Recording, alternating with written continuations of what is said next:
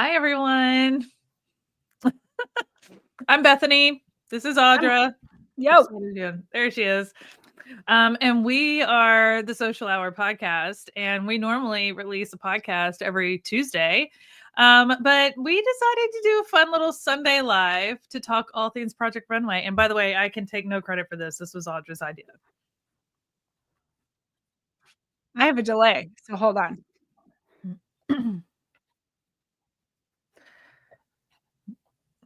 I have a delay, so hold on. Okay.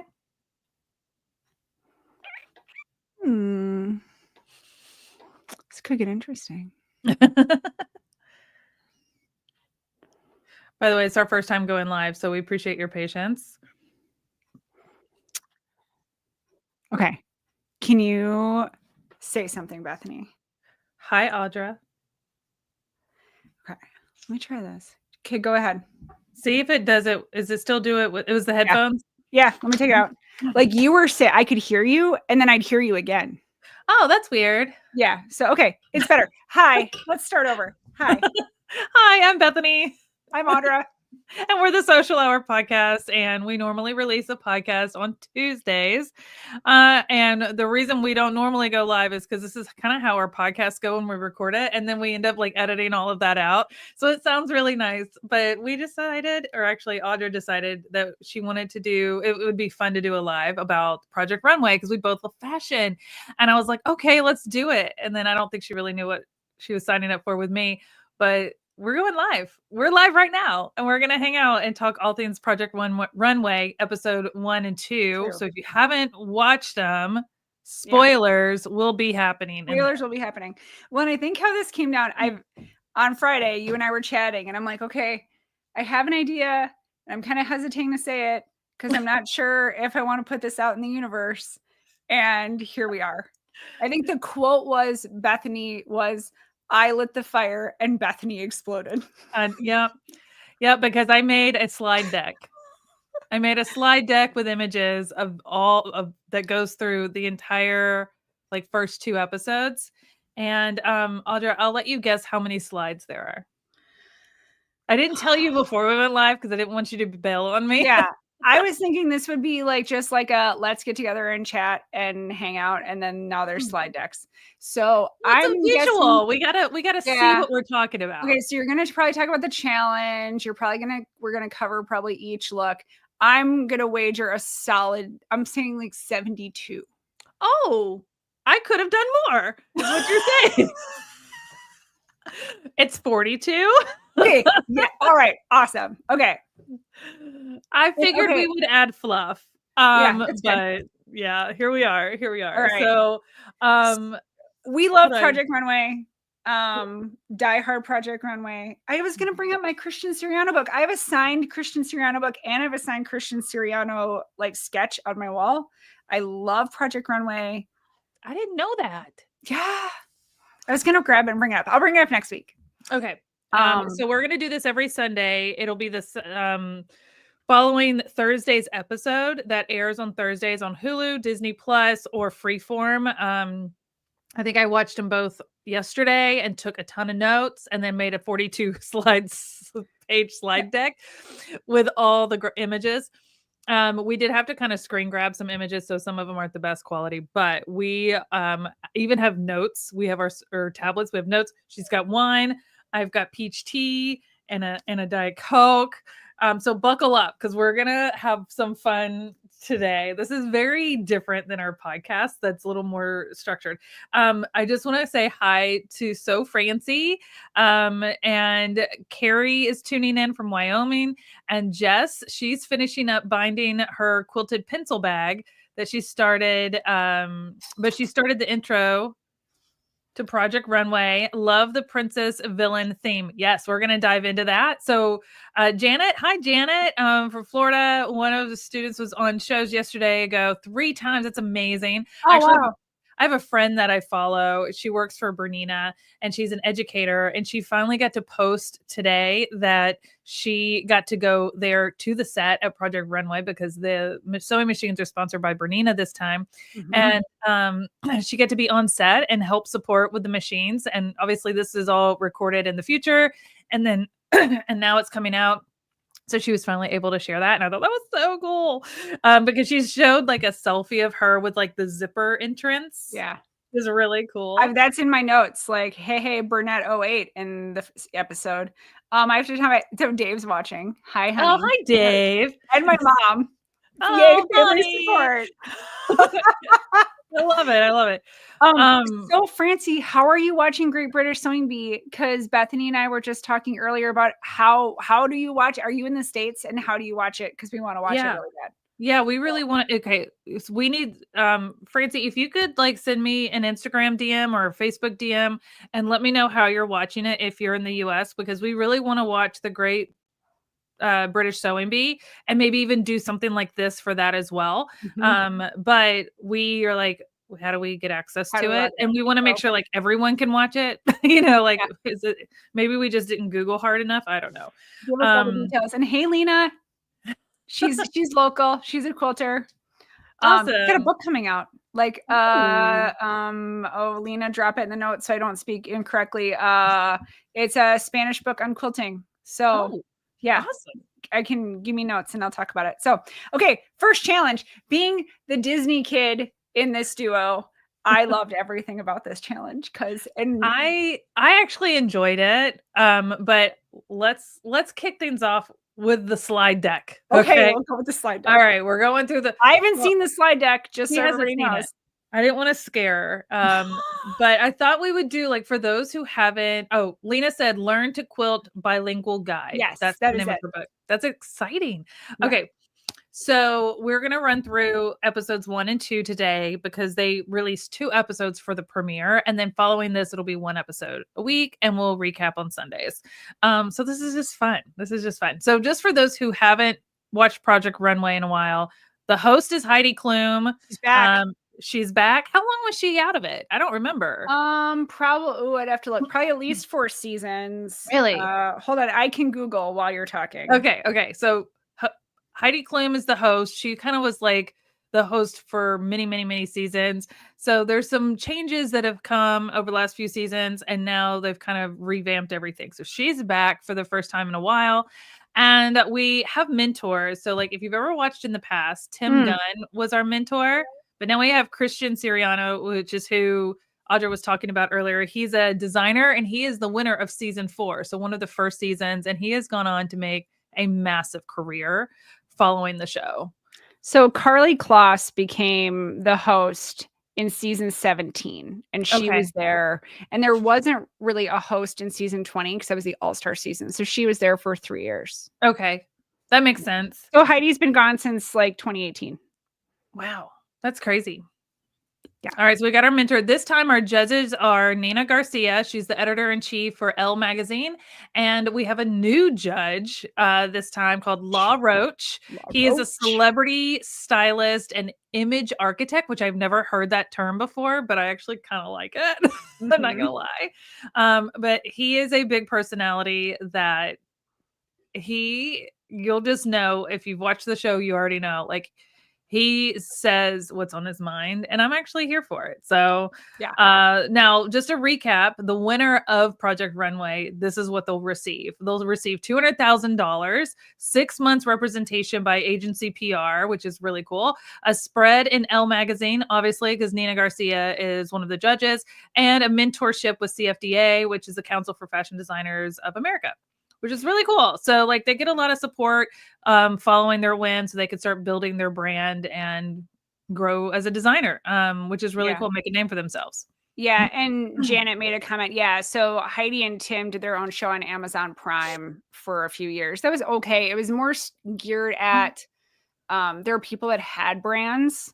And I remember that. And I watched it because it was okay. Singer, it wasn't bad. I think Singer sponsored it with the machines. And then what I really liked about that show, and I can't remember the name of it right now, but what I really liked about that show was the winner of each episode, that outfit became a ready-to-wear version that they would sell, and you could buy it off Amazon. Yeah. Which I thought was really cool. Like you could buy different pieces of that outfit. Making the cut, it was called. Making the cut, yes. I actually really liked it.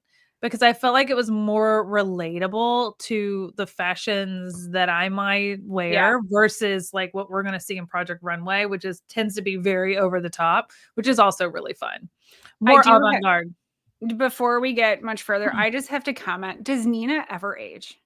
I don't think so. Life goals is to age like Nina Garcia because she is just stunningly beautiful. It's like she gets more beautiful every year. It's not fair. It's not fair. Life goals to age like Nina Garcia. All right. Our designers. We're starting with 12. I feel like it's smaller. Doesn't it feel like a smaller cast than previous seasons? I don't remember. I don't know. I'd have to look. I should have Googled before. So I put these in order as they came into the show and were introduced. Okay. I love this slide deck. I lit the fire and Bethany exploded. Literally. I was like, let's just chat over some wine about the show. No. We need visuals. We need visuals. It's fine. I'm a visual learner, so it's fine. I also, I don't know if I mentioned this at the beginning, but I broke out my heaviest, biggest, boldest fashion glasses just for this. So they'll be sticking around. They're absolutely fire. Matching the personality. So our first designer that came on was Joseph McCrae, and one name. He got under my skin right off the bat because he was like, Joseph McCrae, don't put a space in the first and last name, all one name. Joseph McCrae. And then everyone who came in who would be like, oh, hi, Joseph. And he'd be like, no, it's Joseph McCrae. I'm like, okay, Joseph. And he's like, no, the whole, and it was really hard for some people. And he just kept saying it. But my favorite part, and I'm kind of fast forwarding a little bit, but is when they get to like the judging round and Heidi's like, Joseph. And he didn't correct her. And I was like, he's just trying to be annoying. And it annoyed me. But then from then on, everybody just called him Joseph. He just kind of let it go. It didn't stick, buddy. It didn't stick. Well, I noticed the lower third, the lower third is the thing, like it's at the bottom of the screen that says their name. So the lower third was right, like the first couple times. And then I noticed like episode 2, I think it was 2 words then. I got to pay more attention, but I know. And I only put it as one word, but for the introduction of him. Hey, if that's what he wants, it's what he wants. More power. But going forward, it's just Joseph because everybody else is just a first name. But we have Joseph McCrae. Ethan, if you don't know who Ethan is, Ethan was on RuPaul's Drag Race. And the guy's like 6'4". Like he is so tall. I Googled it because I was curious how tall he was. He's really tall. And so he came in. He is actually very talented. VJ is from the Philippines. And then we have Madeline. The history girl. I'm here for it. Yeah. She bases everything. All of her style is based off like her modern twist to historical fashion. And I think it's really, really cool. But sometimes I don't 100% like get it, but like I get it. You know what I mean? Like she stretches my thoughts on things, but she hits. Which is what they're supposed to do, right? She hits every time. So I feel like people are kind of sleeping on her, but I think she's one of those sneaky people that's going to like stay in the game. But then all of a sudden, like people are falling off and she's still around. Like I'm kind of hoping that that's the case with her. All right. So then we have Jesus, Joan, Yuchen, and Casey. Now, Jesus was on before. I don't think I have those notes pulled up. I think it's season 7. There you go. Now I've lost where I was. So Jesus, he's from Mexico. He was on season 7 when he was 21 and he's now 36. Okay. So they showed some video clips of him when he was on at 21. He looked like a baby. It doesn't even look like the same person. Yeah. I mean, like if it wasn't for them showing flashbacks, I would not remember. And honestly, same with Casey, but she started off first her season. So Casey was on season 19. So just 2 seasons ago. And she was she was out the very first episode. So her whole thing coming back was like, I feel like I didn't get to prove myself, show what I'm capable of. And I wanted a second chance. And so they allowed her to come back for this season. And here she is back again. So Joan, I just want to call out. I have all the ages for everybody, and they put their ages on the screen when you watch the show. So you probably already know this if you've watched, but Joan is 60. Yeah. Well, and I think she's another sleeper because I think so too. Her work is great. It's great, but I'm starting to see a repetition of the big flower like she's wearing right here, which we'll get to when we go through her stuff. But the second episode, she kind of did something that didn't have that. So I think she's more versatile, and she just was using the first episode to show who she is, and what she can do. But she is structurally sound as a sewist. And Yuchen is he's like he's kind of sneaky too. I think he's one of those quiet ones that's gonna like he shocked me out the gate. Yeah. With what he did. And then Angelo, we've got Belania, Alex, and Antonio. So if Antonio and Jesus look a lot alike, it's because they're twins. They're brothers. Twins? There's two of them. There's two of them. That's probably one of my favorite quotes from the first episode when Ethan's like, wait, there's two of them. Antonio and Ethan, they're the same age. They're twins. They're 36. Antonio has never been on the show before. And he's, I would say, pretty green in this. But they have very similar personalities. Oh, yeah, absolutely. Very similar personalities. Well, also, they didn't drop it till the second episode. There was a comment that they own a shop together. I know. So they clearly work very, very closely together. Yeah, they are thick as thieves. Angela's really quiet. You don't even really see him a lot in the first episode or two. He just kind of sneaks in under the radar. Yeah, and same with, I put it in my notes. It was interesting for like Alex didn't really even show up in the first episode until the runway. Like it wasn't like she was just like all of a sudden it's like, oh, who are you? And it's like, oh, okay. I kind of didn't even know you were here. And the power of editing. I felt like that was a mistake because her garment in the first episode really was stunning. And I thought it hit the mark. And then they just like kind of skipped right over it. And I was like, what? So yeah, we've got a lot of that's 12 designers that we're working with. And so we're gonna jump into the first challenge of episode 1, which is Princess versus Villain. You like my little sketches? I hope you're loving this. I am dying. It's amazing what you can find on Google. Like seriously, we had this conversation like Friday afternoon. For the record, I didn't draw these. I someone on Google did. I'm glad that Jess says she appreciates my visuals. Yeah. I mean, I do too. And I also agree, Jess. I do kind of, I agree, Jess. I do kind of love they brought back a few people who got eliminated. I guess my question is that going to continue? And then also, how do you decide? Right? Because we have 20 seasons under our belt. Well, so and I thought it was kind of odd that they did it when they just had an all-star season, bringing all the people back. So it's like, are there not enough new designers willing to go on this show that you have to like? Yeah.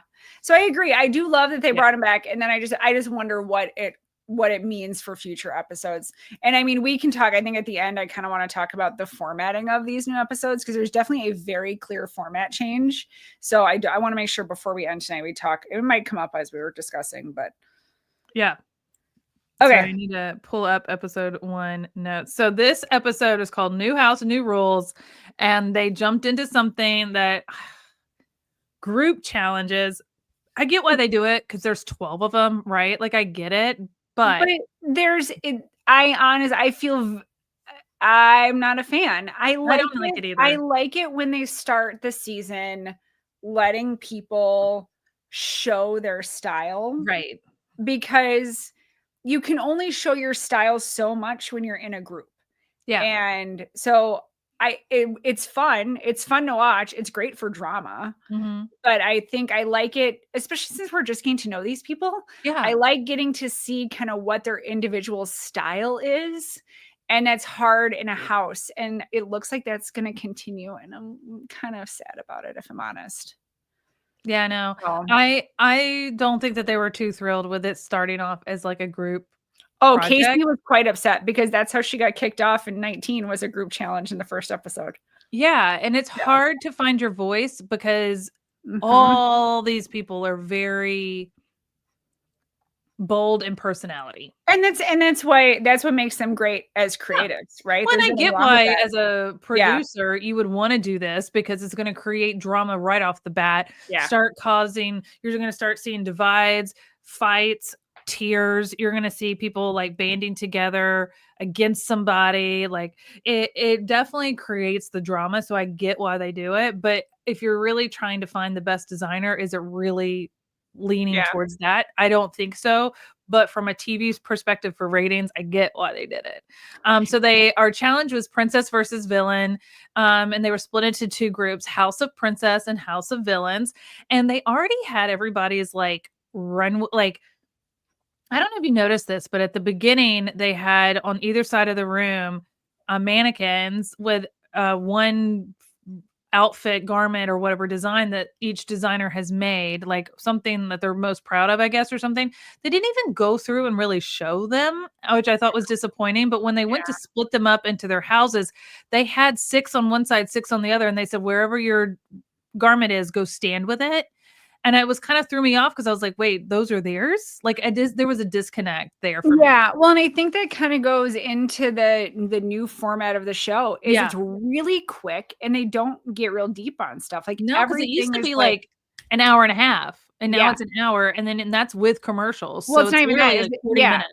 because I watched it on Disney Plus with no commercials, it's 46 minutes, Yeah. and so they don't really get to dive deep into sketching or time at mood or draping Mhm. or sewing, it's all very quick, and for It the is. sewists like us who, like, geek Ooh, out on, like, I "How are know. you doing that?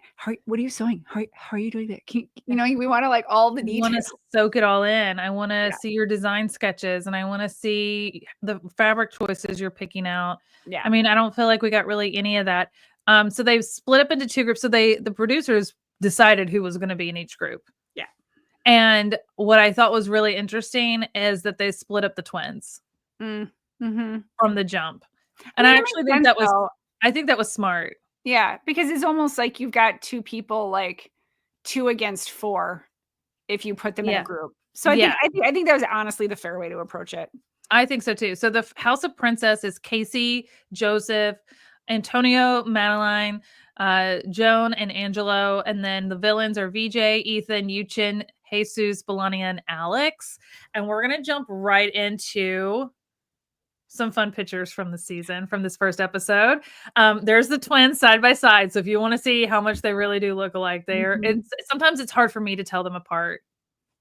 Yeah, because Antonio's the one with the long hair. Jesus has short hair. Yeah, but But sometimes it's they hard to tell with, yeah. like, their outfits and stuff, and it's like, now you were talking about Mood, so Mood sponsors all of the materials for the show, and I don't know if you caught this in the first episode, but they had a $600 budget each on fabric to make one design. Yeah.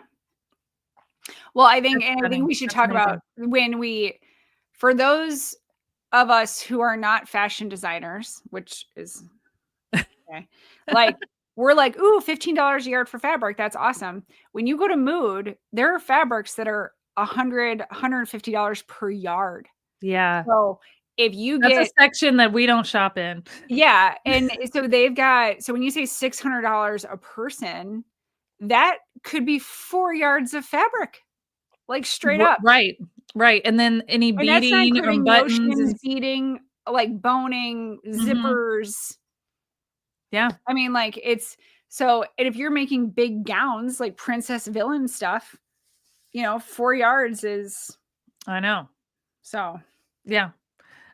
So here's just some fun behind the scenes photos because I definitely wanted to share the Mood visit because they're all standing there with their black bags. I know, they're black And it bags. just yeah, yeah. So and it was Um, funny like how they are in groups and they're at Mood and then like the whole point of each house is whether they're House of Villain or House of Princess, it has to be a cohesive collection, meaning that their pieces can stand alone, but then as a group, they need to make sense. It can't be six completely different pieces. They need to be somewhat cohesive in style or fabric choices or colors or does concept or whatever. And the fact that they're all running around in mood and nobody's talking to each other, nobody knows what each other's buying, I thought was quite interesting. Yeah.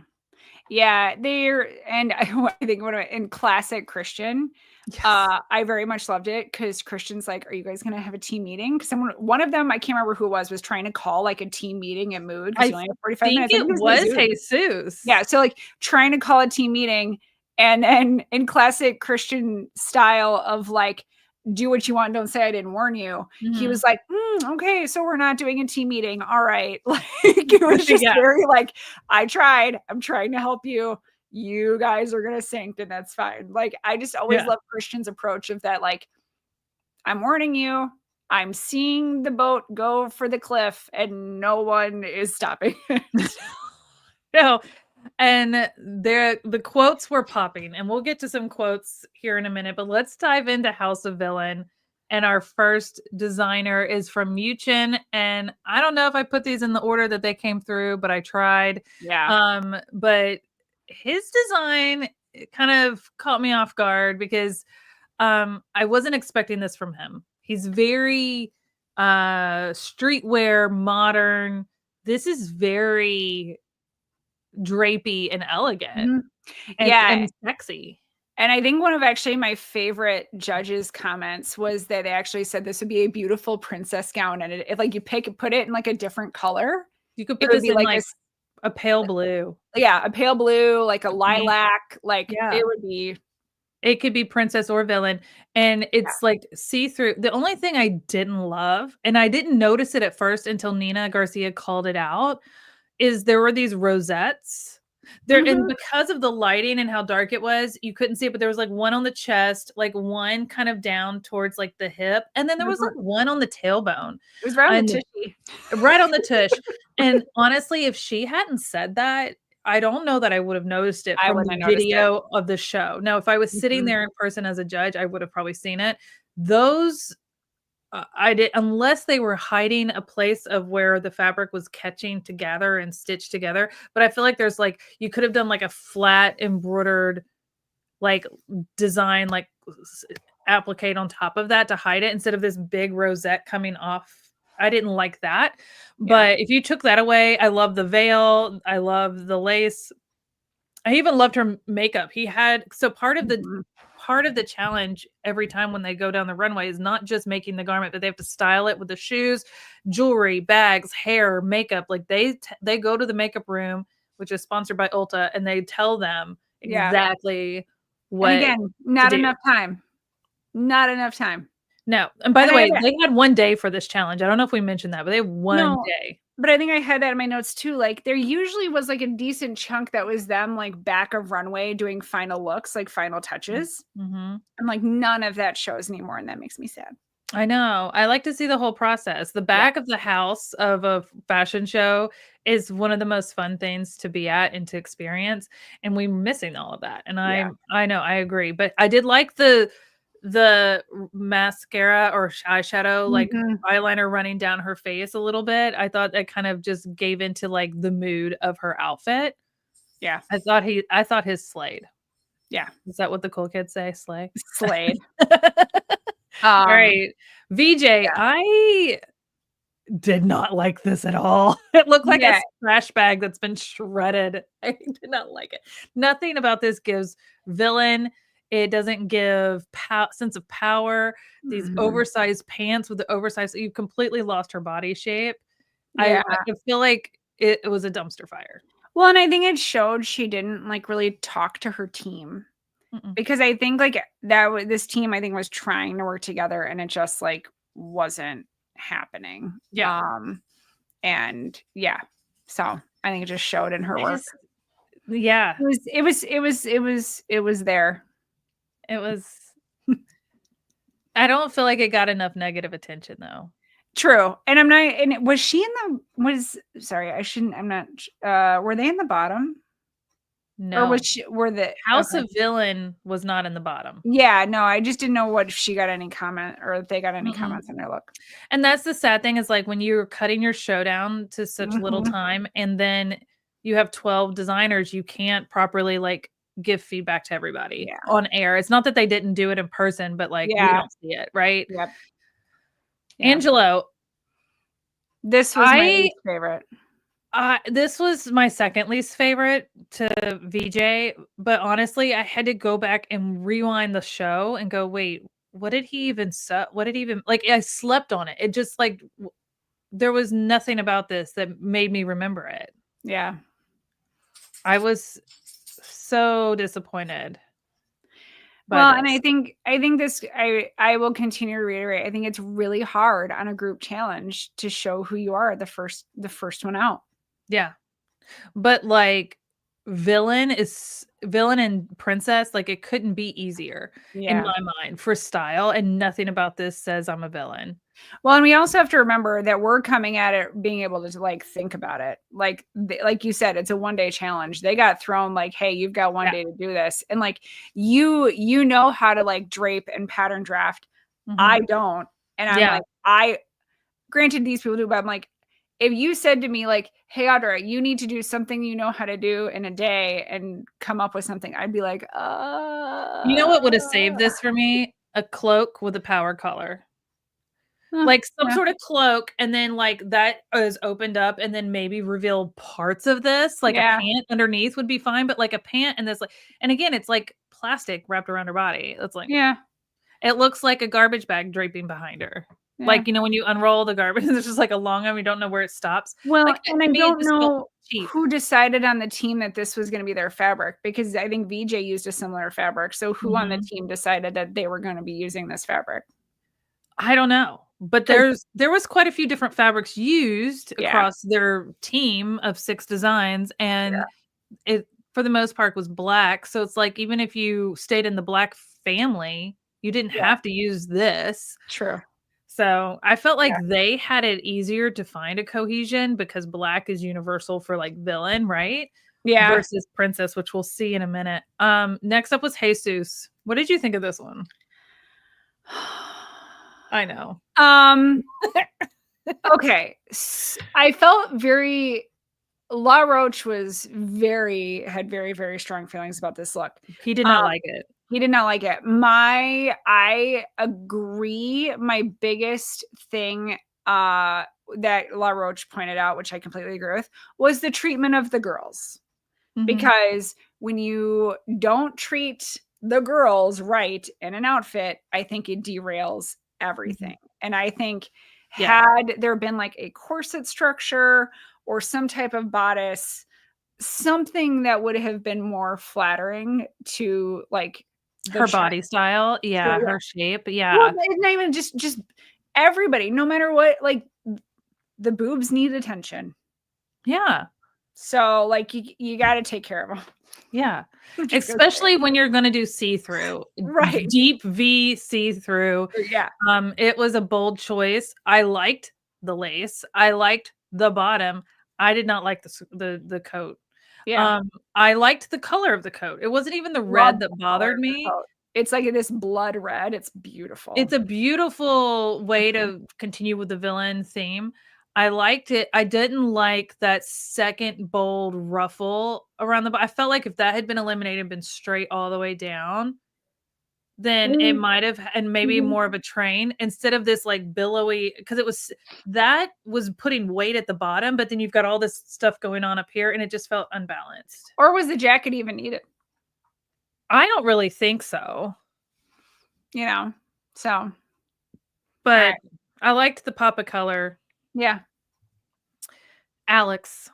This was Alex used velvet. Alex didn't even show up until like the runway show. This was one of my favorites. This is one of my favorites from the House of Villain.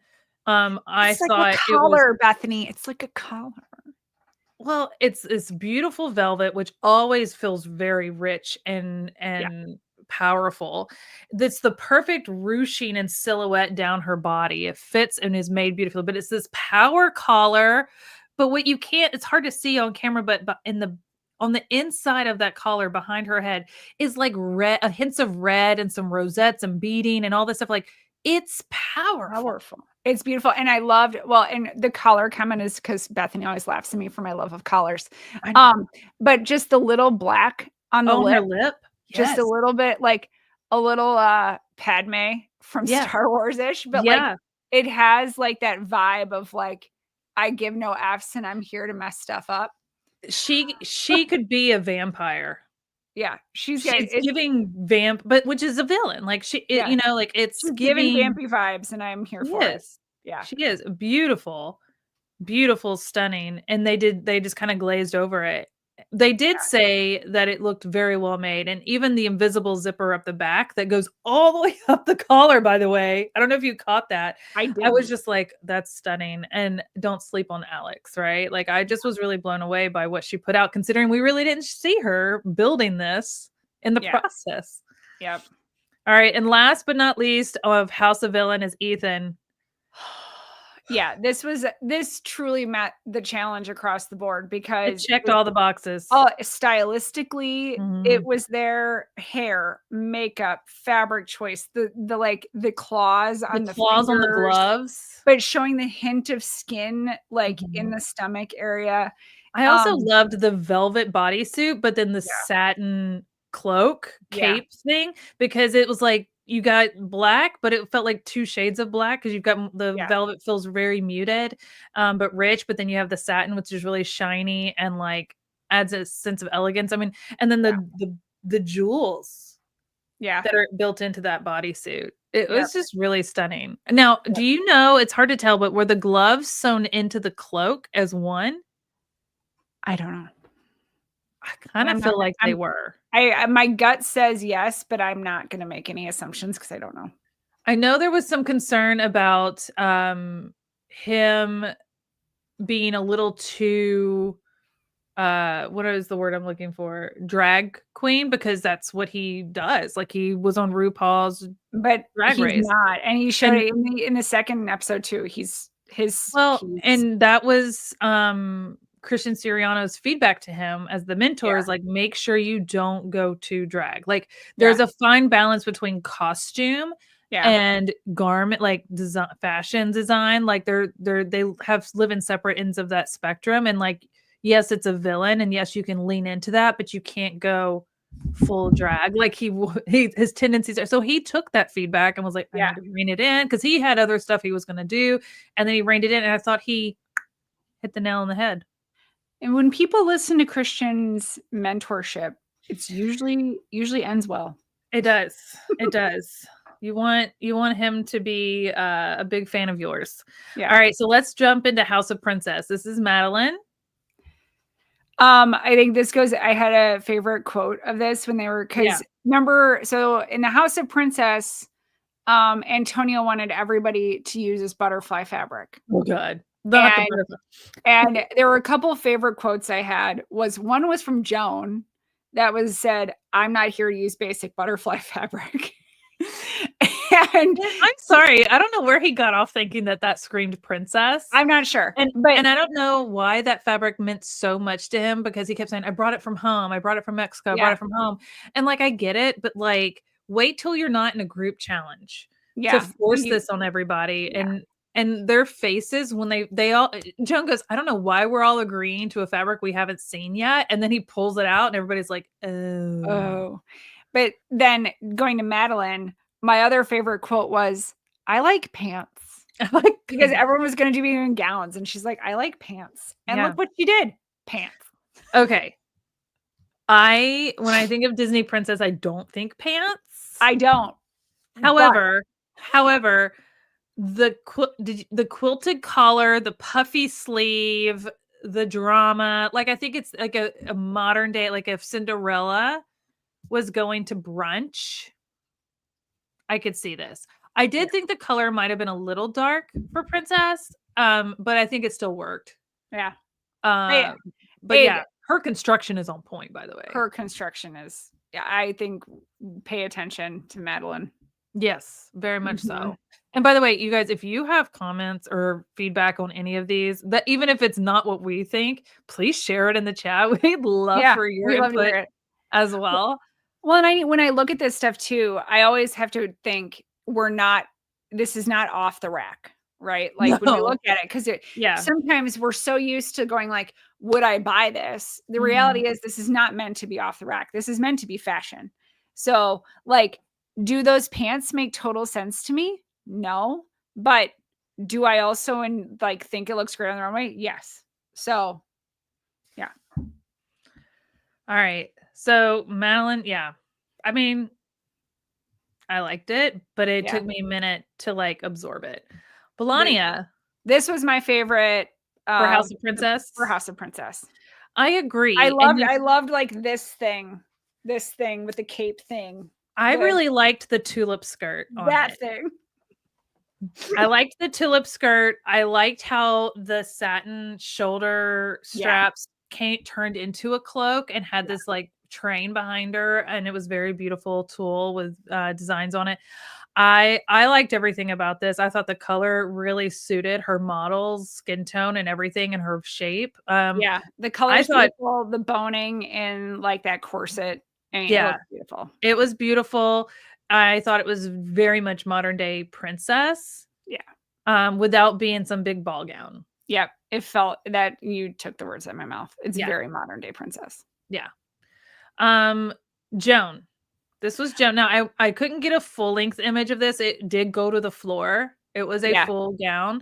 But it was more of like a fitted gown to the floor. It didn't have like a big skirt or anything. You can see she's holding it out, but like it was a big bold dress with all the gold and rose gold and everything. And there's that big flower that we saw Joan wearing in her photo. So, yeah. But I think this goes to the group challenge being first. And if that is something she enjoys doing, she had to find a way to show it without it being an individual challenge. And this kind of floral is not going to fit in with every challenge. So I think she picked the right challenge to show it. I do too. The only thing is it really hides this girl's body. It's so big. It is quite large, but it also, I'm also would love to know how she constructed it because it's pretty freaking cool. It's really cool. And of course they don't show it. They don't show it.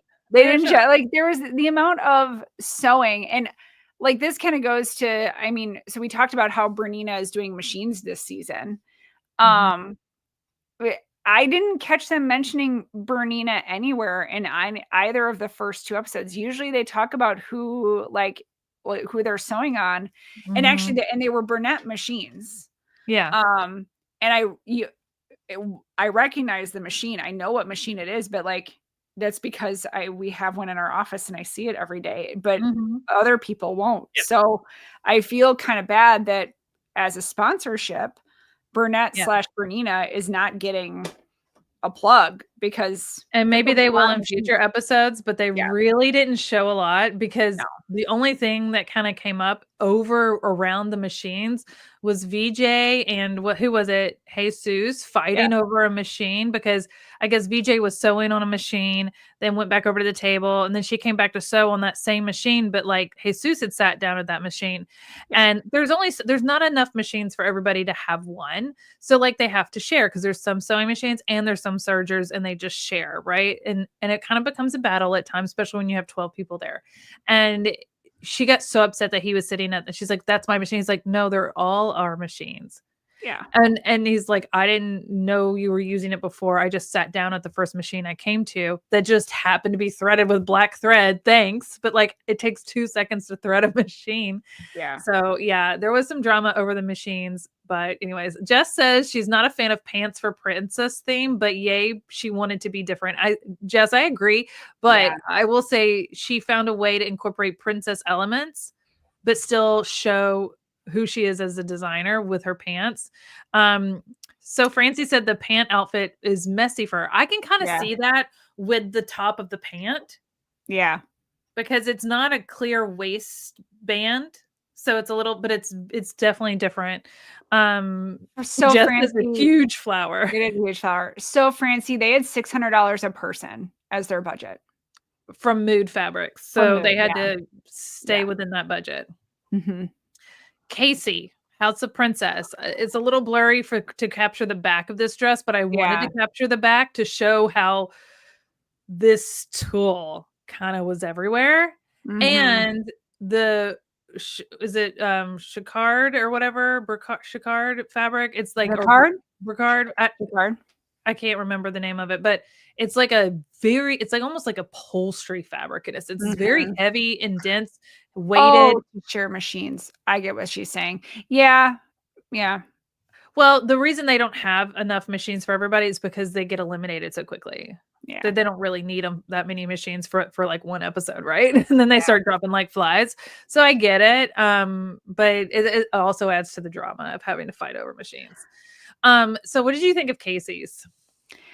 I take away some of the tool. I liked it, but it didn't feel unique. And I didn't necessarily love the way the tool was applied. It felt like it was just pleated and like appliqued on as an afterthought versus integrated into the design. Yeah. Honestly, I don't mind these two fabrics together. I would Not have at done all. something completely different with it though. I would have done like an actual fitted coat, long sleeve coat with a collar, like a statement collar that came down and kind of like buttoned under the bust, and then the coat turned into like a big skirt, but the front opened up and that was tulle underneath. Yeah, That's what I would have done. Have like, because that fabric's so heavy, and when you just add more fabric on top of it like that, Yeah. and then you lose the shape of the body and there's like this deep V, but that dress would be so itchy with all that tulle touching your skin across your chest and down your back. And then to cheapen it with the satin strap, that was just a cheap out. Like, yeah, it didn't make sense to me. It felt very unflattering. Yeah. And it could have been so much better. Well, and I think color-wise, I liked it though. Christian called out that the waistline was potentially a concern when he was doing walkthroughs. So yeah, the tulle is messy, Jess. I agree with you there. It is messy. I don't mind the pleats, but not with tulle. Oh, I think she did a beautiful job with the pleats. Yeah. Because like tulle's not easy to work with. So I mean those pleats on that tulle is stunning. It just may be used in a different way. Marcy said dress with a collar. That's Audra saying. But when you're thinking of like power princess or power villain, I always lean towards a collar. And I think it can be done in a very regal way. And that she just kind of missed the mark on this, because honestly, I don't think she has, and I don't want this to sound mean, but I don't think she has the sewing skill to make something of structure like that. And that's what this kind of screams to me. I love that Marcy knows me. Yeah. I'm here for the power princess or power villain as long as it's a power collar statement. I'm here for it. I'm pretty sure for work tomorrow, I will be wearing a polo shirt with a popped collar, just so everybody knows. More than one polo? Are you layering them? I'm not layering. I'll just do one. I feel like you should. I'll post it in my stories if I decide, just so everybody can see. Oh, I love it. All right. And then I'm wearing my pickleball outfit that you love so much. Yes. Antonio, House of Princess. This is that butterfly fabric we were talking about. And can I just say that I about died when Nina leans over to Christian during the runway and she goes, "Is that camouflage?" And he goes, "No, it's a butterfly print." Like, oh my God. It doesn't work. It's a loofah. So these are two of my favorite quotes from the episode. Was when Christian was doing his walkthrough with Antonio, and underneath there is a basic slip dress. It's a slip dress. Yeah, so it's a strapless. Yeah, short mini slip dress. Yeah, and Christian goes, "My intern could sew that in 30 minutes. It's not hard." And he's not wrong. That was favorite quote number one. I couldn't sew it in 30 minutes, but I would need more than 30 minutes, but I could. I am not a fashion design student or fashion design employee. Also, and then at judging, he continued with, "She looks like a piñata." I was leaning more towards loofah, but it's hard to tell that there is even a separate dress underneath. It is very hard. I remember he opened it and they're like, "It looks so much better open." But not on the runway. They didn't open it on the runway. And they even said like, "Why didn't you do that?" He's like, "Well, he said this." And he kept blaming Christian, which we'll get to the judging in a minute. But like, he kept blaming Christian. And Christian's like, "I never told you to put a stupid belt on it and keep it shut." Like, he kind of snapped back like, own it. Like, you messed up. And he's like, I told you you needed more. And the coat could have just been hanging off the shoulders and the arms and been this cool thing behind it with the dress in the front. And then we would have seen the butterflies. We would have seen your vision. But to put a belt around it. Yeah. The one format change I do like this year is that Christian is sitting there during judging. He is usually not there. So I do appreciate that he is in the room and can be in those conversations where he can say, like, dude, I told you, and then he can clap back, and then they can clap back at each other. Yeah. Or as my daughter would say, or as Charlie would say, clock them. That is like apparently a term, like, so they get clocked, like corrected. So Jess says she totally sees Bath Loofah. So yeah, again, with a lot of tulle. Now I will say his use of tulle is impressive. I don't know how he got the tulle to look like that. Yeah. So I'll commend that compared to the pleats that Casey did, but this was probably my least favorite outfit. I would like to preface it at this point as we're like dissecting all of these things. These are all incredibly, incredibly, incredibly talented people. Oh, yeah. They wouldn't be on this show otherwise. So we are in no way questioning their abilities. It's just like, and there's no way I could have done better in the amount of time that they had. Absolutely not. So this is just us. We're just opinionated fashionistas. Well, and as sewists, we look at it from the perspective of like sewists and like that work with that tulle. Like, I don't even know if I can make a crappy tulle skirt as good as Amazon can. So like, I fully respect the talent. It just didn't meet the challenge. No. Now, I said this was my least favorite, but I'm actually going to take my words right back and say it was this.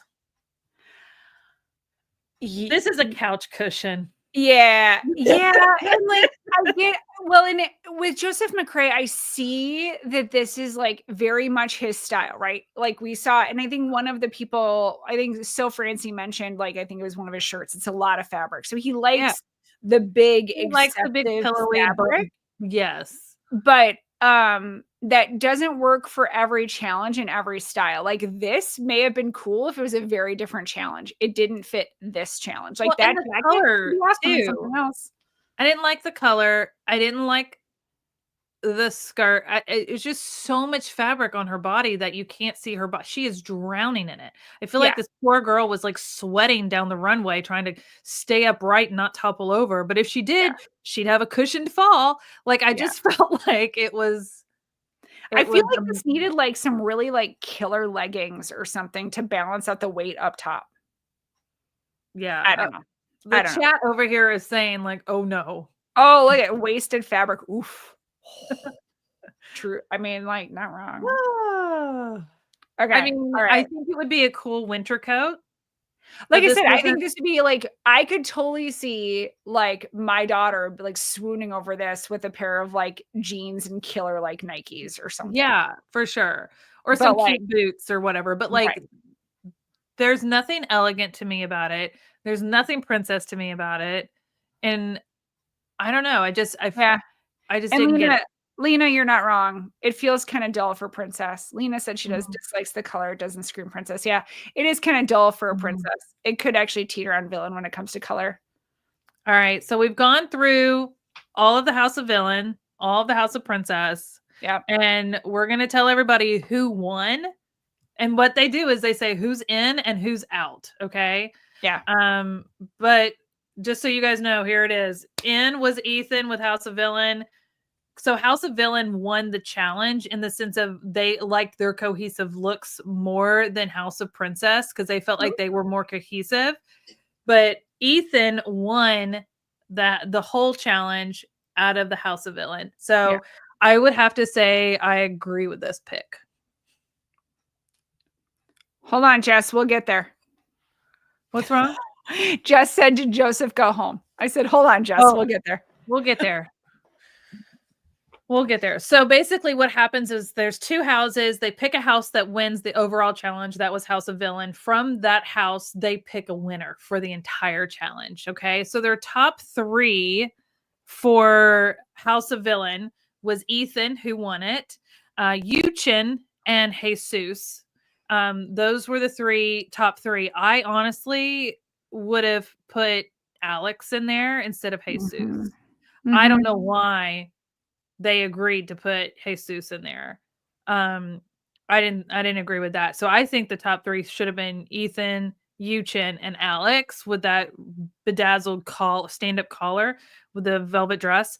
And out of that, Ethan won. So what happens is with House of Princess, since they lost the challenge because they didn't have a cohesive design together, then the person who's out will come from them. And we're gonna jump right into that one. But what does everybody think about the Ethan winning House of Villain? Do we agree? Do we disagree? Yeah, Janet says looks like a woman fighter. Yeah, so that's more classic. Jess says this is great. Ethan well deserved. I think we're all in agreement here. Yeah, totally. Now, before I say who is out from House of Princess, I'm gonna just go back and recap. This is House of Princess: Joseph, Antonio, Casey, Joan, Belania, and Madeline. Out of these 6, one of them is out. This is their first and last show of season 21 of Project Runway. And before I say who is out, if you haven't watched the show and you're just tuning in with us to do this, I want you to tell me who you think is out from those 6. Is it Casey, Joseph, Antonio, Belania, Joan, or Madeline? Drop your guess in the chat if you haven't watched. If you've already watched, don't spoil it. But I know there's some people in here that haven't watched yet because they are just going to tune in with us to learn about the show and not. Well, and if they're relying on us for their recap, like, thank you. Yeah. Yeah. All right. So Francie thinks Joseph's out. Audrey Lopez says I would pick Joseph. Joseph should be out for his sweater hoodie. Marcy. I love it. Joseph, but I think you said he's in episode 2, so maybe Lufa? Oh, shoot.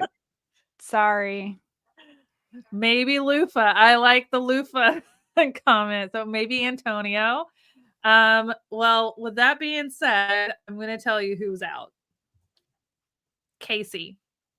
Casey was out. So I agree with this decision, but I also think there were some worse offenders. Like I do agree, but I think there were a couple that easily could have taken her slot and I wouldn't have lost sleep over. So I put this little meme in here because this was one of the first encounters that Christian Siriano had with Casey. Remember, she was on season 21 and he said, "We meet again." And she said, 19. "I know." And he said, "I already need a martini." Yeah. And what's so sad is like she got out the first episode of season 19 and her whole point of coming back was to spend more time on the show and show what she can do. And then she got out again on and it almost felt like they did it on purpose. And both were group challenges. Yes. Because she came back and she's like, I went home on a group challenge the first time I really want to show like what I can do. And then this happened. So like as soon as they said that there was a group challenge for this one, she immediately started having PTSD and started getting emotional. Because I can't blame her. Right. And this is why everybody cringes the second they say it's a group challenge or a team challenge or like a duo challenge, because it's hard as a creative to go, I want to do X. Well, I want to do Y. And then how do you create the letter Z and make it work in a way that is really like fitting of everybody? Right. Now, like I do think there were worse. Like I said, there were people who easily could have gone home in her place and I would have felt less bad about it. Yeah. I will say this. Between Casey, Antonio, and Joseph, they were the bottom 3 of House of Princess, and I agree with that. But out of those 3, I don't think any of them hit the mark on Princess, but out of those 3, I think hers was the worst construction, and I really do think it came down to that. I do think it did. I do think if you look at the ending of any reality show, it always will say like in the fine print, which we really don't see anymore because you don't see credits anymore in reality shows because we stream everything. But it would always say like elimination also factors in producers' decisions, da da da da da da da da. So ultimately, there's also a production decision in there. And when it comes down to production, like who is going to be more interesting to watch. Yeah, who's gonna bring the drama? It's not Casey. It's because she Yeah. immediately came off out the bat of like, "Woe is me, feel bad for me," and people just don't want that. And when keeping the twins together, I think was a big thing. And then Joseph McCrae with his big personality, I just don't think that they could. I Yeah. think she just became like the scapegoat. I love Marcy's comment. Personally, Casey's was better than Joseph's comforter gown. Yeah. I mean, but you nailed it. And that like they're not going to break up the twins, and Joseph Mhm. is great television. So Yeah. I yeah. know. I know. I know. But I wasn't surprised by it, but I did feel bad for her 2 times in a row. Like, how do you like, I would just, like, not leave my house again after Yeah. that. Oh, and Audrey, I Yeah. 1000% agree. Like I love a good underdog story. I love a good underdog story. And something I thought was interesting Mhm. was Helen, I forget her last name at this moment, but Helen was on Project Runway quite a few seasons ago, and she does a lot of work with mood. And I follow her, and she posted on Instagram her looks from her season. Mhm. And she said that she actually hasn't watched the show because it was very triggering for her Mm. knowing what everybody is going through. And so I do think we need to remember, like, these people are under a boatload of pressure. So Yeah. if someone who was on the show, who did quite well on the show, she actually made it quite a ways into the season. Mhm. It's like I haven't been able to watch it because it's too triggering for me of everything that I went through. Yeah. I think we need to remember all the pressure these people are under. So for Casey to come back and put herself through it again, like I can only imagine Yeah. what she's feeling, and my heart just like breaks for her because you're like, ugh, Well, and I think it's good that you point that out because as soon as they announced who was out for this, they immediately jumped into the next challenge. yeah. Like, So there's it's like no rest. And none. you have to remember there's 10 runways in this season. There's 12 contestants. There's the final 2 have the last runway. There's 10 runways, and they only have, like some of them are one-day challenges at the beginning, and then some of them are, like, 2, 3, 4-day challenges, depending as we get further along, and then when they do their final, they have more time to put it together, but Yeah. it's like it's rapid fire and there's no rest. There's no breaks, there's no weekends off, like, they are knocking all of this recording out Yeah. very So that's quickly. why like we just want to remember that when we're like looking at this stuff. Cause Yeah, like what could I put out in a day? Nothing right, like this. right. Well, and that gets us back to, like, some of these moments. So you see where VJ on the right, this is like a snapshot, some of the memes that I found, but, like, they have to do these interviews too. So outside of designing, outside of sewing, outside of putting these looks together, they have to set aside whenever they're called upon to go, like, do interviews with producers and answer questions and stir up drama. But some of these were hilarious. So this is the one where Christian Siriano says, "My intern could sew that in 30 minutes." Like, that's not hard. That was about Antonio's dress. This one with VJ cracked me up. Today is the first runway, and I'm so scared of what's going to happen. Not for myself, but for the other designers. VJ is a tiny package. Like, she is very outgoing and in her like personality here, but in the room with everybody else doesn't say a word. Yeah. Like, very quiet, but like marches to their own beat. Um, Very sassy. Yeah. Um, is that my twin brother? Then Ethan says there's another one. Yeah, so there's 2 of them. This one cracked me up where Chin says, "I'm versatile," and then Law Roach was like, "Me too," and they all started dying laughing because it was a cute moment in the judging out of all the judging that I thought was really funny. Yeah. Is that the last quote you have? Oh, here we go. Oh, All no, right. this one right here with Jesus in that, uh, black and red villain outfit, where they were talking about the coat, and Law Roach was like, "I hated it," and Jesus is like, "I'm sorry you hated the coat," and he's like, "No, no, no, I hated the whole look." Like, no, no, no, it was awful. He really didn't like Jesus'. I think the other judges were like, "Look, it's not the like, it's doable, like, Yeah. it works, but, like, it's not our favorite," but, like, he was like, "I would not put that on anyone." Um, and I Well, get it. I get why he agreed with that. and I think the banter between La Roche and Jesus would not have been as intense if it wasn't for Jesus's am I being punked when he was pulled out for the bottom 3? And I think him looking at the judges going, am I being punked? Was like, no, and Jesus wasn't pulled out. It was Antonio. Oh, sorry, wrong one. Ignore me. Antonio was I'm getting the pulled twins out. mixed up. Sorry. Yeah. No, but like Antonio was the one with the attitude problem. Yeah, sorry. And no, it's hard because Jesus was in the top 3 and Antonio was in the bottom 3. Yeah. Okay. Sorry. Yep. Yeah. And he got emotional and there was like tears. I love this comment from Law Roach because he says it like it is. And yeah, it can come off a little harsh sometimes. I But like, had Antonio written down in my notes. oh, it's the poor one. Antonio. If you had asked ChatGPT to make a John Batista Valley for $400, then this is what it would look like. Like he just thought like it was just like a cheaply made outfit. Some of these snapbacks like were really funny, really fast. I had to replay a few to like catch them.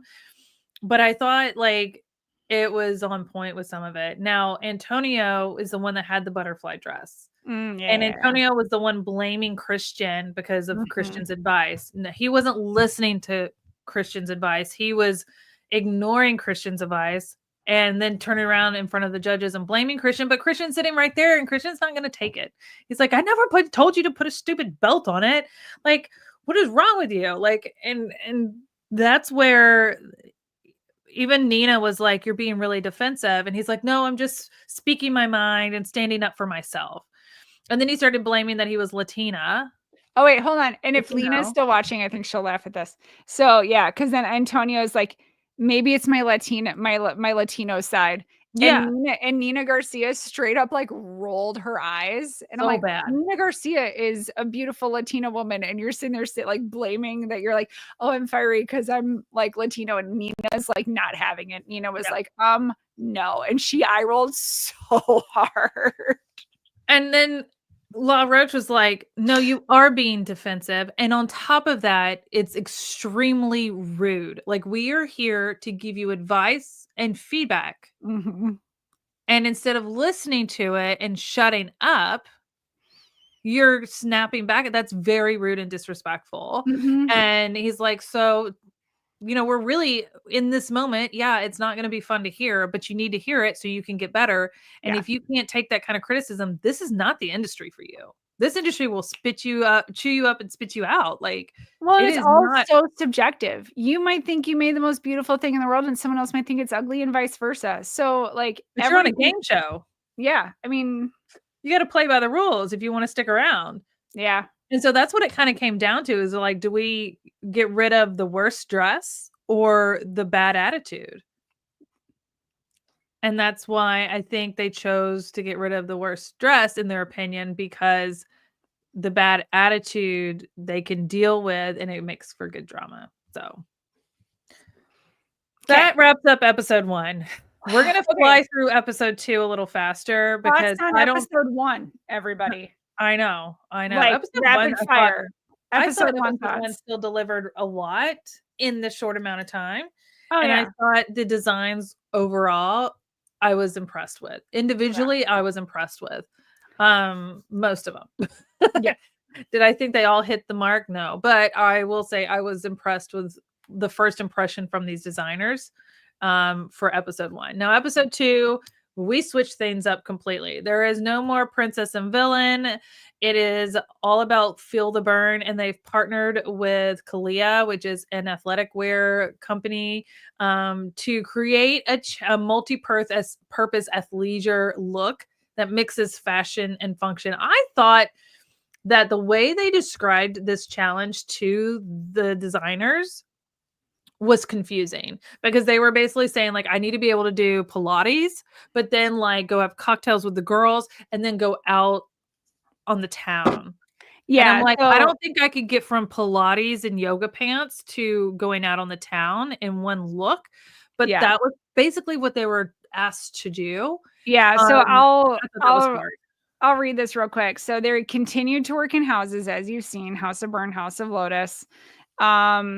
They need to create a cohesive capsule activewear collection that goes from workout to the weekend. Their special guest was head designer for Kalia, Alicia Scott. Kalia provided lookbooks and fabrications for the challenge, which I want to go back to in a second. Kalia will produce and sell the winning look from the winning collection. It was, again, a one-day challenge. And but it says they provided fabrications for the challenge. But again, I mean, because of tight editing, like you really didn't see the options they had to work with. Well, they provided the material. Yeah, but you didn't really see what they had to choose from. Like you really never got to see what they had to choose from. And it's like one team had to choose from these and another team had to choose from these. And again, they had to be cohesive. So it's like they all had to agree on something and then they all use that. So like each team's looked different. So they're still in two houses.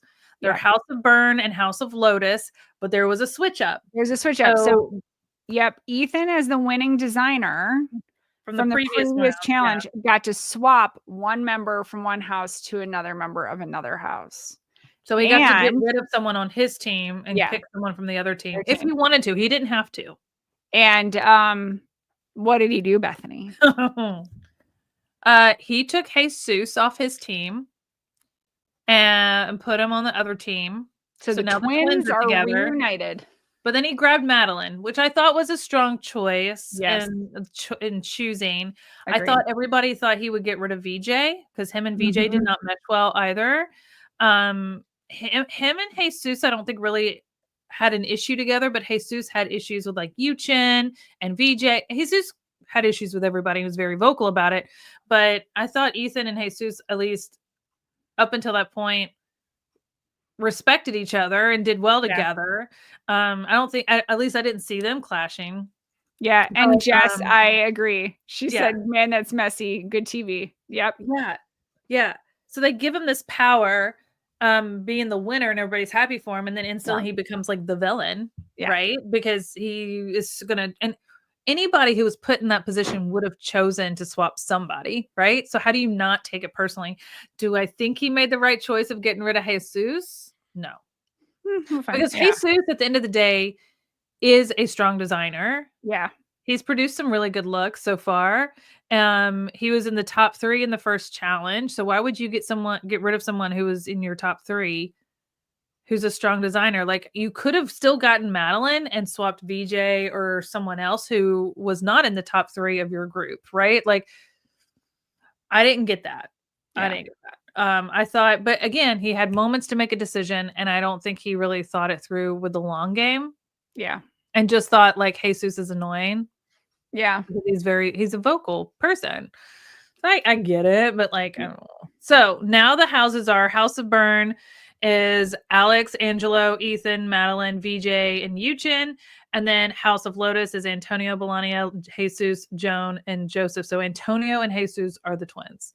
And they had to come up with a design. And our guest judge for this round is Sarah Foster, who was the co-founder of Our Favorite Daughter. I gotta look this up. I don't actually know what this is. So Favorite Daughter is a clothing line.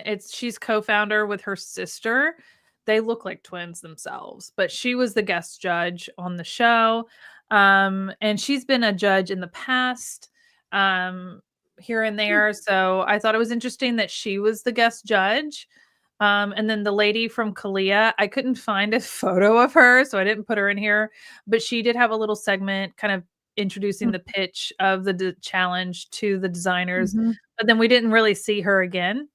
No, which again, I think it's the editing. Again, usually that person comes back around for like judging or something else. Well, and I get them not wanting to pick the winning, but if your company's the one that's like producing this winning look, you should have a say in what that look is. And the fact that she's not back on the judging panel is kind of shocking. I thought that was weird. Yeah, I don't disagree. And you've got a different clothing brand judging? Yeah. Yeah, I thought that was really weird. We're going to jump right into House of Burn. This is the athleisure wear from day to night, day to weekend. This was Yuchin. And I put this picture of this skirt in here specifically because Heidi was like, That is the tiniest skirt I've ever seen, but she's got some killer legs. Yeah, I mean, it's super tiny. How we didn't see her butt is a mirror. I don't know. I don't know. So The mystery butt. Charlene was sitting next to me watching this episode, and she's like, "Oh my God, I love that jacket." And I'm like, "Yeah, the jacket is fire. The But jacket's amazing. this skirt is like, Oh, you know what would have been better is the skirt was like pants that matched the jacket yeah. and not those pirate boots. Yeah, it would be really great with like some super fun, like almost like low-rise wide leg pants. Yeah. Like very circa like 90s-esque would Yeah. be super fun. Yeah, I felt like the skirt was a miss. Also, the hem of the skirt is not even all the way around. You see the corner where Yeah. the pleat hangs down? That drove me nuts. Like, if it's not gonna be even, make it obvious, so it's Are we looks sure it's not a intentional. design choice? Or is it No, just that is like not an obvious enough design choice. It's Okay. too subtle, but it's enough to, like, make me go, "Ooh." Like, my OCD was like, "That is not how you do a pleated skirt." It just felt really rushed, and it was so tiny, and even some of the other designers were like, "Oh my god, that is so short." Yeah. I hope she had something underneath it. Well, usually they comment if they end up seeing bits, and they didn't comment that they were seeing bits, so she must Good be editing on the producers, to not show Yeah. any bits, 'cause I'm sure someone saw some bits. There was yeah. And I don't think there was anything under this jacket, so it was just a jacket and a mini skirt. Yeah. So it wasn't my favorite. Yeah. VJ did the rope through and hand like went through and cut. Now, we did not see the construction of this dress at all. There was no showing of her like doing all the little holes, cutting all the holes to weave all of Yeah. that. I thought the concept was cool. However, this style dress does not say I'm going to go do Pilates. I thought if it had been a bodysuit and not a dress, like I've worn this shaped dress to work with a blazer when I worked in like a professional office. I would wear like these kind of dresses, like were sleeveless, and then I would have a blazer over it for meetings, and it was like a skirt that would kind of hug your body. So like that does not scream workout wear.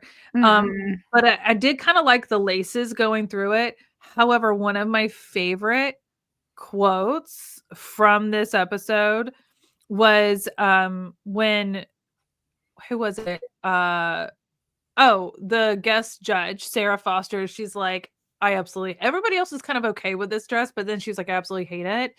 And she's like, does this not remind anybody else of tampon strings hanging down at the bottom of the dress? It was my least favorite look. Absolutely. Yeah.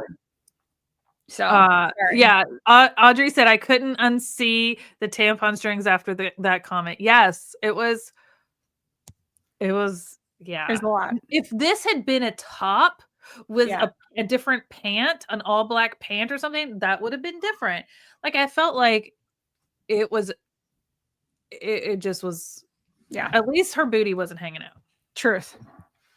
Madeline, I actually really liked this one, and I could not get a full photo of the whole thing top and bottom together, but my only issue with this one is that the top of the skirt at the waist doesn't fit. It's like hanging off of her. So the fit and the waist wasn't on point, but I liked the skirt. I assume that there's some like little shorts underneath. You could still work out in that. I like the mesh overlay. I like the disconnect between the waistband and the sleeve armband and the mesh. Like I thought those were like some fun elements that are not easy to achieve, especially with mesh, especially with a rib knit band. But I actually really and I liked the little higher point on the skirt. Like I actually really liked this one. And again, they didn't really comment a whole lot on it. Yeah, this was actually my favorite look of the challenge. I thought it was like modern day Sporty Spice. It felt really cute. This does scream Spice Girls. Yeah. Yeah. I do like it a lot. If I had the body, I'd wear it. Yeah. All right, Ethan. Ethan did a very simple black bodysuit, but down the one side, he's got like that red ribbon of pop of color.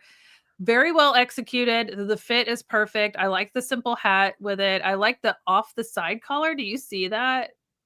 Yeah, I do see it. And you know, the other thing I just realized they don't comment. Usually there's an accessory wall that they're pulling from. Yeah. And they don't comment about that anymore this season either. No. I got to tell you, I like it. It's clean. It's simple. But now that I'm looking at it again, the first thing that pops in my head is eel. Yeah, it's giving eel vibes. I wouldn't wear it because I it mean, doesn't have but it meets pockets. the challenge. You know, it meets the challenge. And it's It beautifully does. constructed. It fits her well. It's Mhm. I don't think those are the right shoes for it. Heels. I think I missed the shoes. I think I was too But busy looking at the way it walked. but it didn't leave me wowed either. I am thankful for the visuals, by the way. Oh, you're so welcome. I just want to let you know. I had a lot of fun doing it. Angelo. Oh, Angelo. I mean, the pin tucks, I think the pin tucks, I think the idea is cool, but I don't think he did enough of them. I think if you're going to go pin tuck, it should be like pin tuck all over the whole thing. He positioned 2 right here as well, which yeah, but I mean, like you could like pin tuck the whole thing, and it might actually really go like the pants, the shirt, the whole deal. If it was, yes, you pin tuck the whole fabric and then you cut out your design or whatever. But the color choice, there's no color, and when you have a lighter color with a pin tuck, it just gets lost in translation.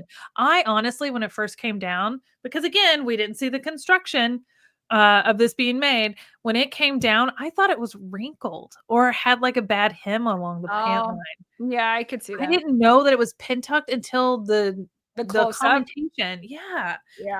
And then I was like, okay, like this is cute. I would probably wear this. I could see someone having this in the store. This looks like ready to wear, but we're not here for ready to wear. We're here for pushing the boundaries. I also do not see someone wearing this for a night out. I think this is truly like, I might go grocery shopping in this. This is called I'm PMSing and eating a pint of ice cream.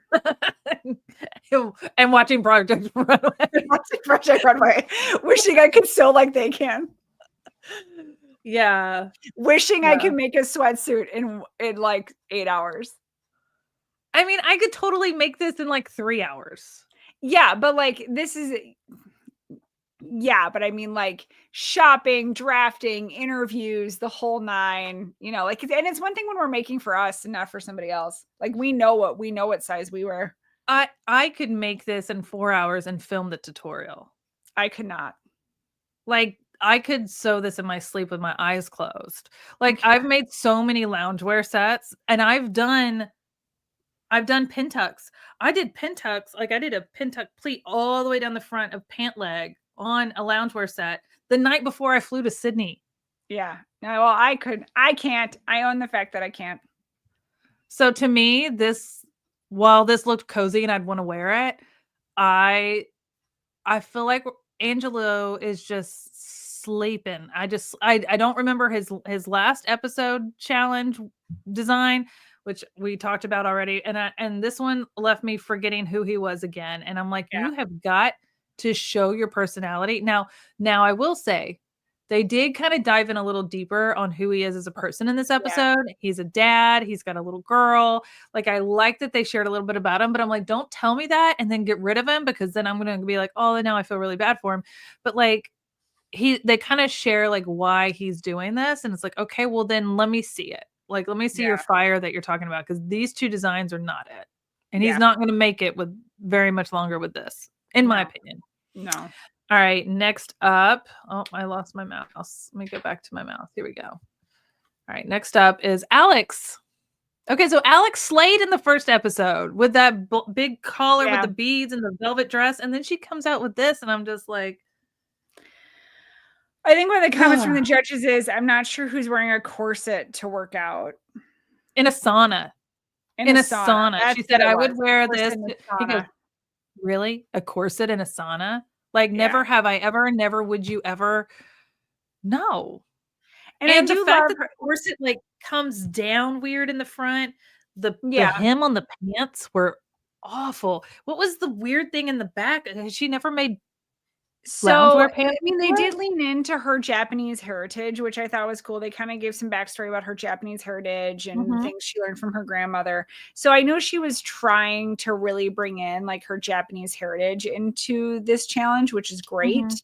I don't think this was the right substrate to do it with, because the pleating, she was trying to do some like pleating in the back, and this is not avoiding seams. So the whole pant had no seams except for just in the back, which when you're making like workout wear that's fitted like leggings, to not have a seam in the front, we love that, right? We love not having the seam in the front that splits us in half, right? Like we love that, right? We love a gusset.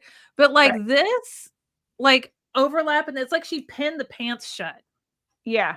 It was, and then she pinned the hem up at the bottom because she didn't hem it.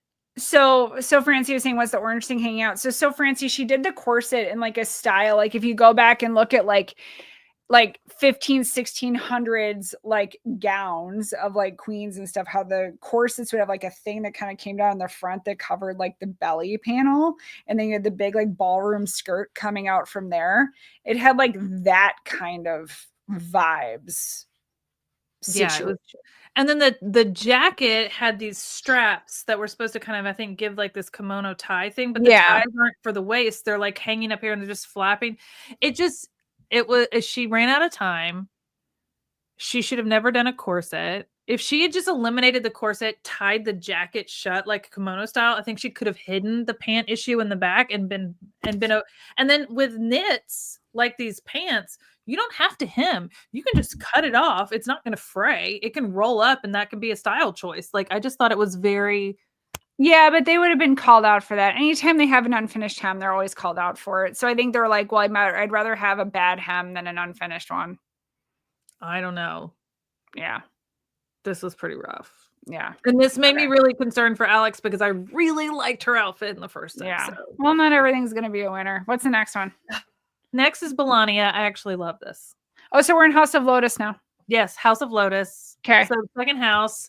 We've gone through the House of Burn. We saw those. Now we're into House of Lotus. They've gone a different color scheme with a fun, bold print, which we see just a little bit in the bodice here. But I love the mesh underlay. And then she could take the mesh off if she wanted to. So I feel like the mesh kind of dresses it up for the evening, but you could take that off to work out in.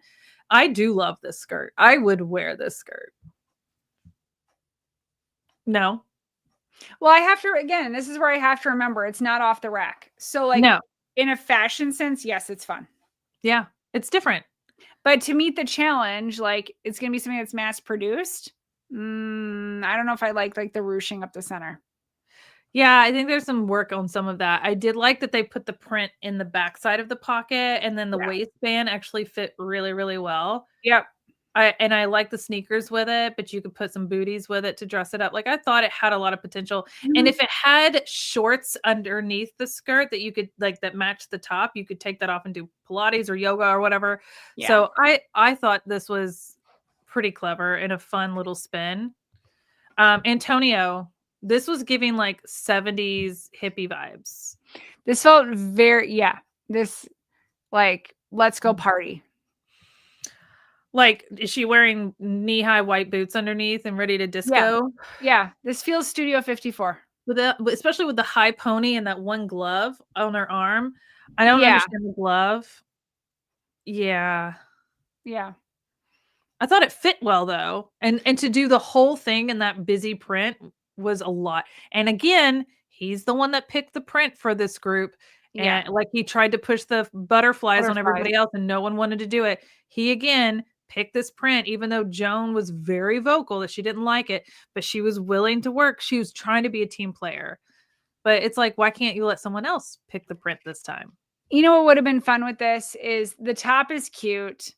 The print, cut the print off, do like a fun like biker short, and then do like a really cute like jacket of some kind. Yeah. Like that. That would have been Pilates to drinks. Yeah. Yeah, agree. Jesus, I actually would wear this tomorrow.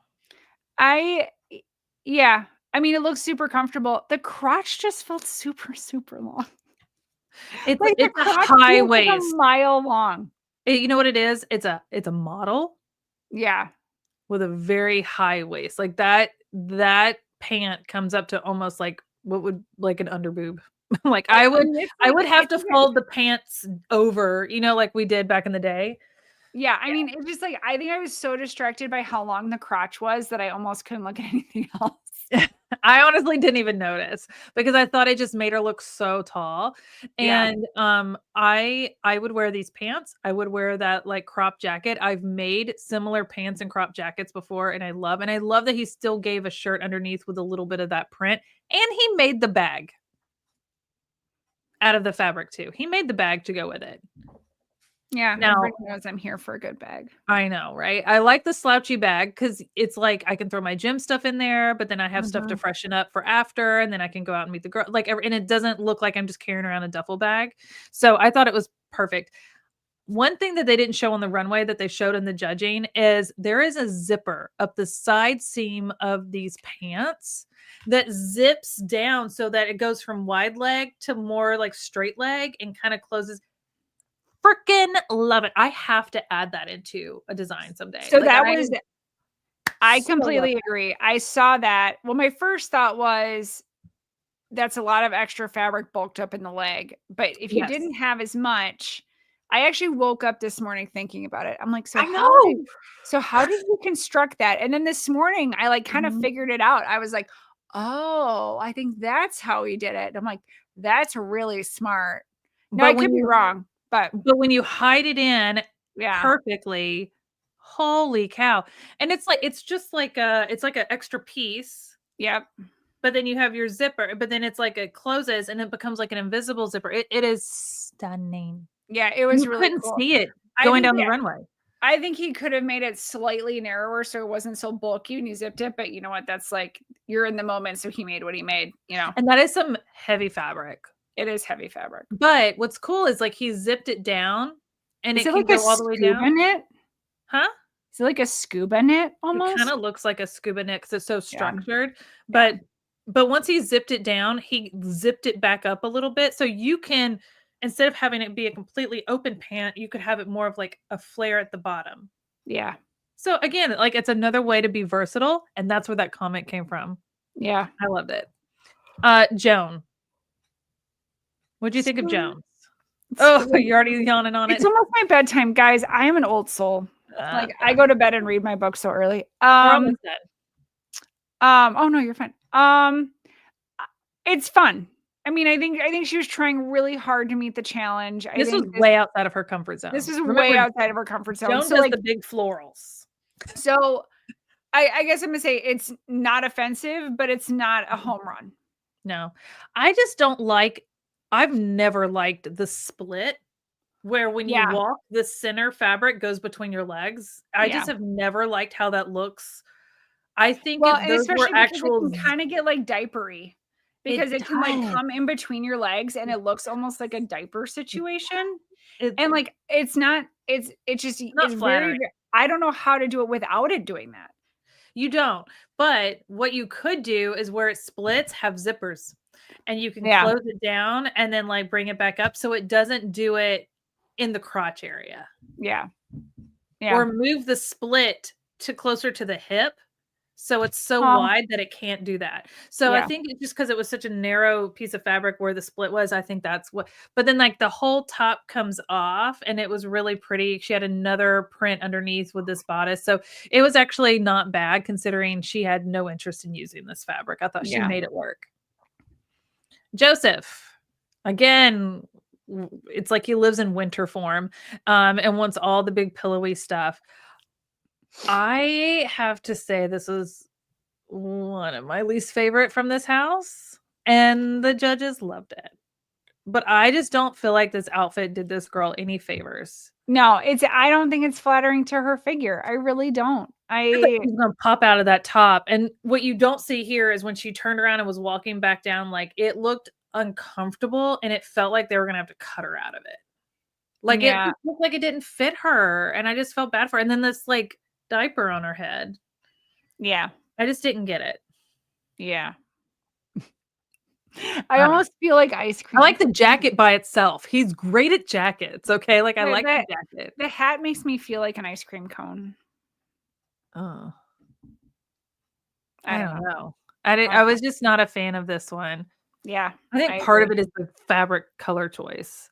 I agree. And that's why, like, I wish we could have seen what they did. They got to choose from. Yeah, I know. Okay. Okay. All right. Well, that was the last of them. I didn't mean to go ahead too soon. Okay, so out of those, House of Lotus, which was Joseph, Joan, Jesus, Antonio, Melania, those 5? Is that right? Mm-hmm. Yeah. The other house had 6. So Yep. House of Burn, they did not win this challenge. House of Burn is in the bottom, and the person leaving will come from House of Burn. But House of Lotus got the win. And so they had some favorites. Jesus being one of those favorites, Joseph being one of those favorites, but the winner was Jesus. And I actually have to agree with this. I don't think it was the best choices, to be honest. This episode left me wanting more out of the designers. Yeah. I think they really struggled with the challenge concept and the brief, but I do agree that out of everybody, his outfit was the most complete, best styled, had extra features like the zippers down the legs, that made his own bag. Like, I feel like he actually, even though he's a pain in the butt to work with in these teams, he slayed. And what was so dramatic about this episode was the fact that, like, him and Ethan now became arch nemesis, like enemies, right? And Ethan's like, I'm taking him down. But what Ethan worked on was taking him down with his own outfit, not with his team's collection. Yeah. And there was no leader in House of Burn. Absolutely no leadership. Well, I think that was this La Roche comment, which was one of my favorites, because they kind of called out, I think this was it, when he kind of called out Ethan, and Ethan was like, oh, he said something, and then he's like, I don't believe you. I think you knew you had a great look and didn't give an F about the other people on your team. Yeah. So it's like, I think you were just trying to, like, save face, but, like, I think you only care about yourself. Yeah. And this was a team challenge. And you weren't, and even other people in the team were like, we didn't have a leader. There's no one stepped up to be the leader. And this was Ethan's chance to do so. Yeah. But when you lose that big voice like Jesus, you lose that natural leadership. Someone's got to rise to the occasion. When you have meek, quiet Madeline come to your team, that's not going to be the leader, right? Like, it needs to be the person who won the challenge. And it was Ethan. He dropped the ball. So what was really dramatic is, like, Jesus is like, I'm going to prove him wrong for getting rid of me, yada, yada, yada. And he did. And, you know, while he is annoying sometimes, he's a strong designer. And I would wear this outfit. And now Kalia will be making this outfit and selling it. So that's really cool. And we don't know who's out, because that will be shown in the beginning of the next episode, which is another format change that I'm not a fan of. Yeah, so the only reason we knew who was out with Casey from episode 1 is because they shared it in the beginning of episode 2. So now we always find out who the winner is at the end of the episode, but we have to wait till the next week to find out who's out. So unfortunately, we don't know who's out. Yeah. But let's take our guesses. And I'm going to go back to... They dropped 2 episodes this week, just for super duper clarity. So the season premiered July 31st. They dropped the first 2 episodes. So we're not behind. It's just that they dropped the first 2 right away. Okay. So let's run through the House of Burn. The 6 designers, 3 of which are going to be in the bottom 3. So let's go through these and figure out who the bottom 3 are. And then we'll each say who we think is going to get axed. Be out. Alex, I think Alex is in the bottom 3.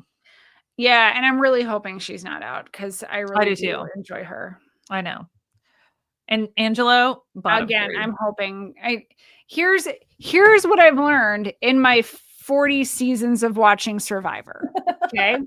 So there are certain reality shows that I love here, folks. Survivor, I love. Amazing Race, I love. Big Brother, I love. I'm not going to admit that super loud. But what I have learned in all of my seasons of watching reality television is that usually when they start to give you the background on people, that usually means they're going home pretty soon. So I'm hoping I'm wrong. I know. But because they gave us, like, the backstory on Angelo, Because they hadn't really talked about him before then. They had to give him this few minutes. That's what happens. They come in, they give you the backstory. Like out of nowhere, you start to get this backstory. You start to like this person and like they're gone. I know. So I'm hoping we don't have a lot of backstory on Alex yet. Just very little. Very little. But they like went into like how Angela's got a daughter. Her name is Ava. They showed him with his daughter. Tattooed on his neck, how he changed her life. And I'm like, Ava. No, that might mean he's going home. So I'm hoping I'm wrong. I really am. I know. So I think he's in the bottom 3. Ethan was he's not going anywhere. He's not going anywhere with that. He did win out of his group. He had one of the top designs. Madeline, that's safe. She's not going anywhere. I think it's VJ, Alex, and Angela in the bottom 3. I agree. Because at least even though the skirt is barely there, short, it's still like a cool the look. Jacket and the concept is there. Yeah.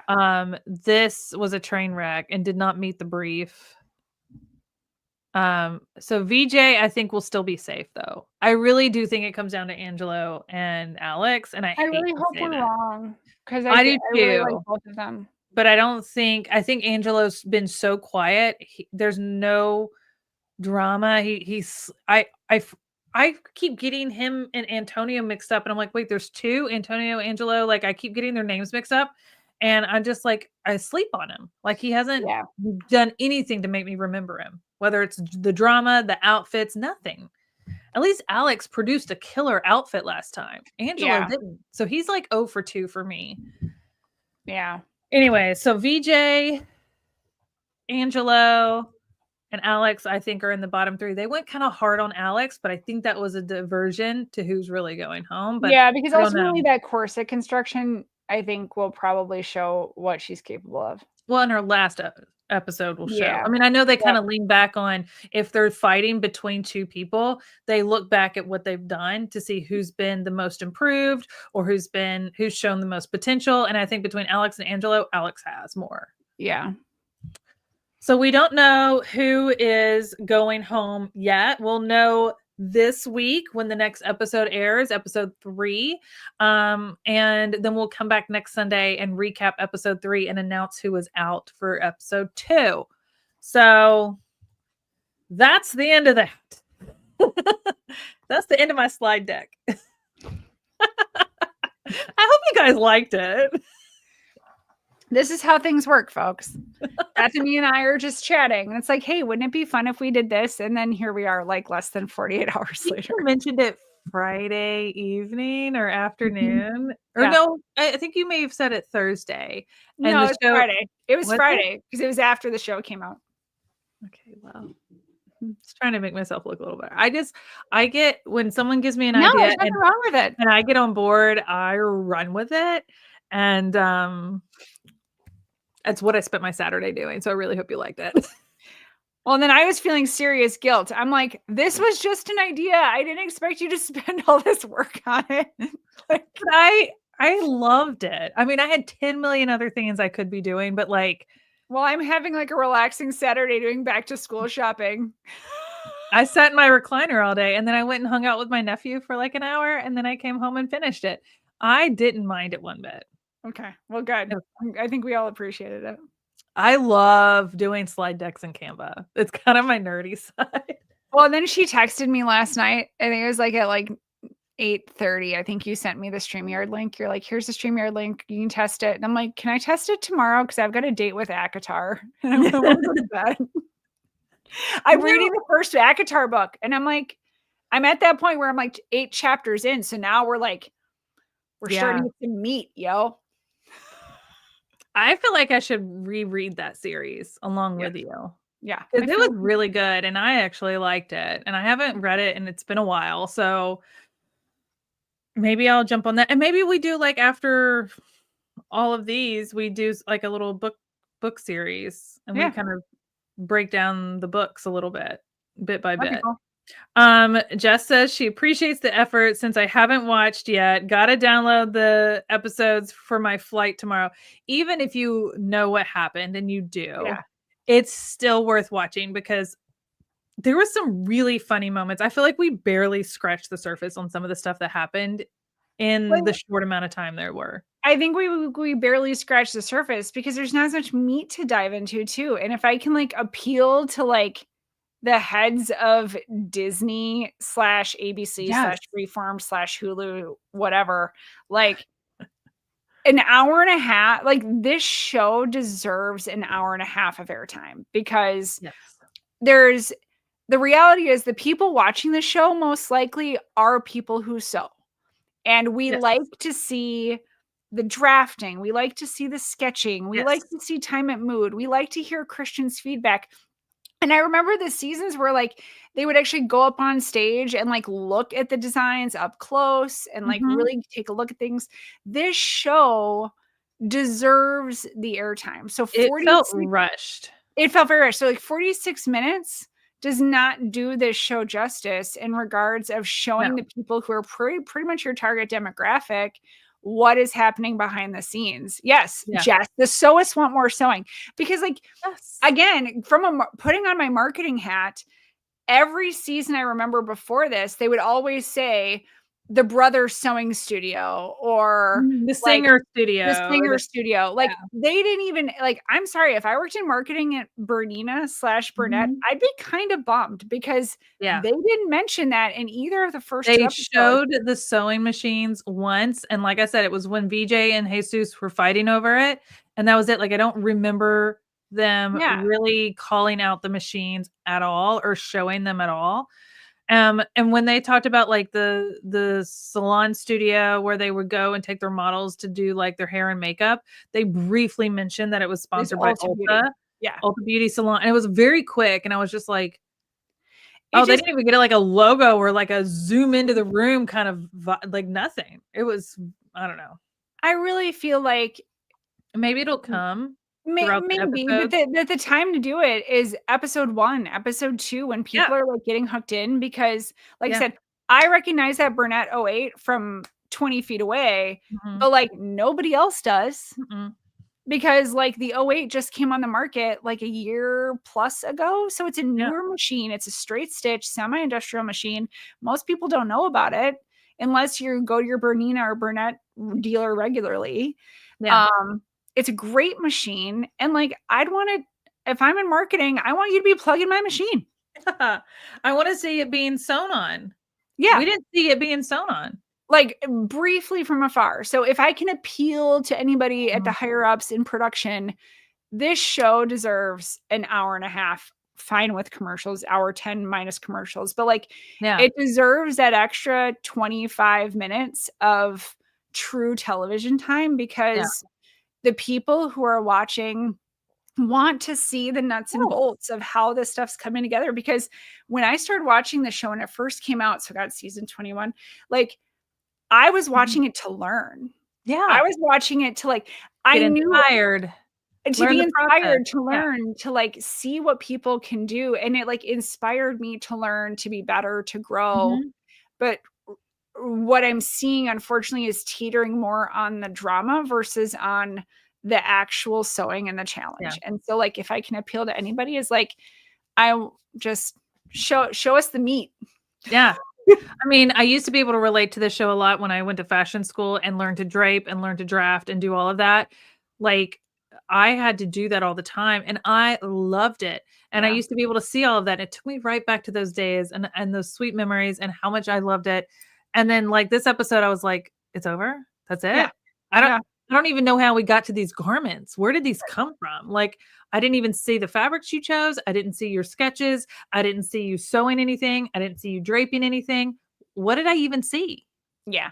And they did show some sketches, but it was like a quick finish sketch. It wasn't really like, I want to, creatives inspire other creatives, you know? And I think, how are we going to inspire the next generation of designers if we don't show them what that process really looks like? I think you just made it look a lot easier than it really is because all of a sudden, poof, Disney magic, wave your magic wand.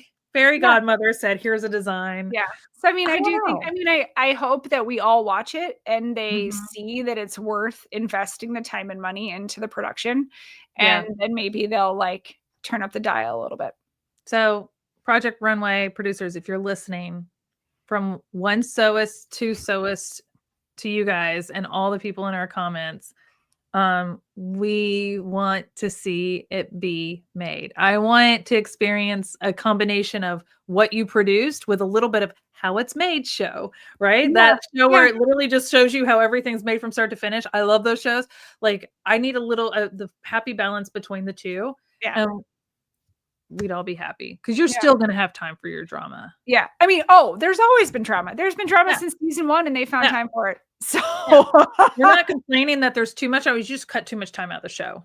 And what you yeah. sacrificed was the stuff that meant the most to those of us who watch it.